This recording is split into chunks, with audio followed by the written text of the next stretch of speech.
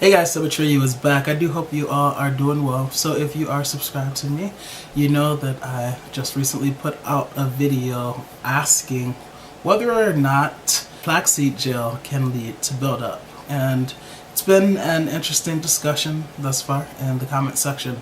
I got one really cool, very interesting comment from the Daydream Fiend, and I just really appreciated what she had to say on the topic, and I thought I would read her comment to you in this video. Let's hit that intro and then we'll get right into it. So betray you.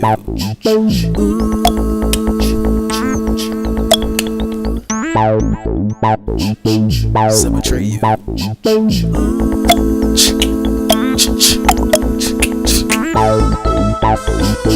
So betray you.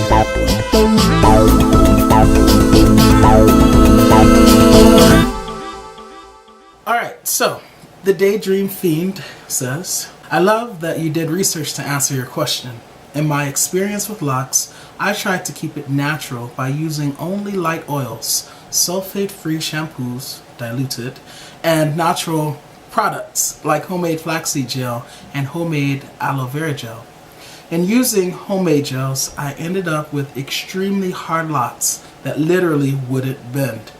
I got advice from an experienced loctician who helped me realize that putting unpreserved things in my hair can allow them to go bad and rot in my hair.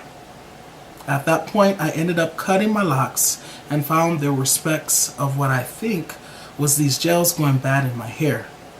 I only share this so others can make informed decisions, since it can be hard to reverse damage done to locks. Great video. And so I also want to pass this information along because, I don't know, it's kind of like a diamond in the rough, you know, it's like a gem. Here I am making a video about buildup, essentially, whether or not flaxseed gel can cause buildup.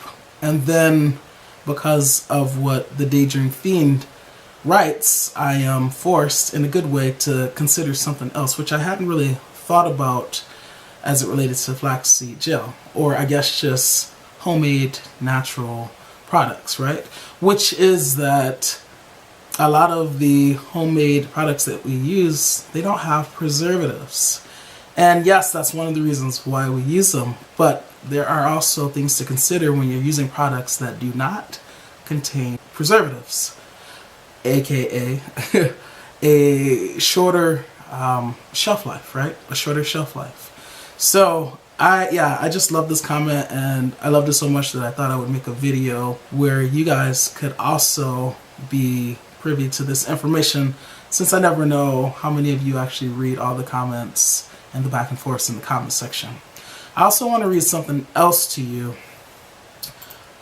So first, let's go to the definition of a preservative, right?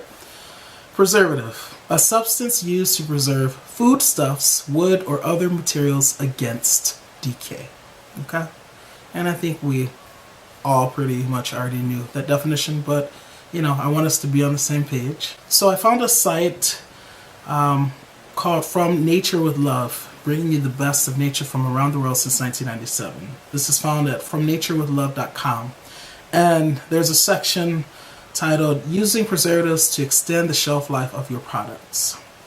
So let me read that to you. Commercial products are typically loaded with preservatives to allow them to remain fresh during the long span between the time of manufacture and the time the customer finishes using it. Although the preservatives do extend the longevity of the products and help keep them free from bacteria, the preservatives themselves are often unhealthy.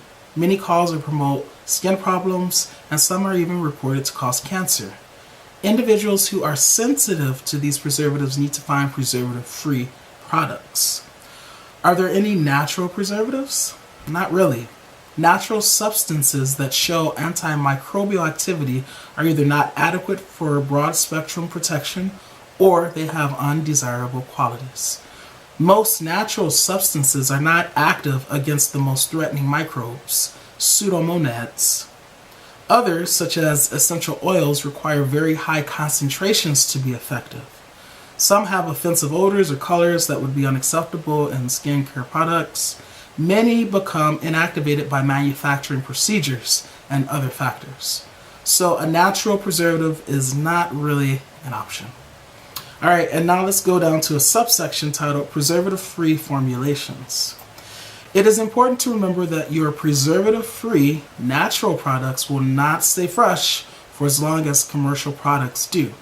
By making your products in small batches that you use up within a short period of time, your products will stay fresh, and you eliminate the need to preserve your products with harsh chemical preservatives. So I'm just going to stop there because that pretty much hits the point that I want to make with this video. Obviously, there's this movement of being and going natural, right?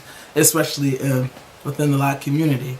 And there's nothing wrong with that. But we have to understand that when we go natural, there are certain disadvantages. One being that whatever we're using will most likely not have preservatives in it, which means that it needs to be used within a certain time frame. And I understand that some things can be refrigerated. I was told that flaxseed gel can even be frozen. Obviously that usually works to extend the shelf life of a given substance or product. But I feel like a lot of people don't do that, right? They'll make it and they'll leave it out and then they'll use it for months. So it is important to realize that if you're using something natural, especially if it's homemade, then it's not going to last indefinitely. I mean, just think about a banana, right?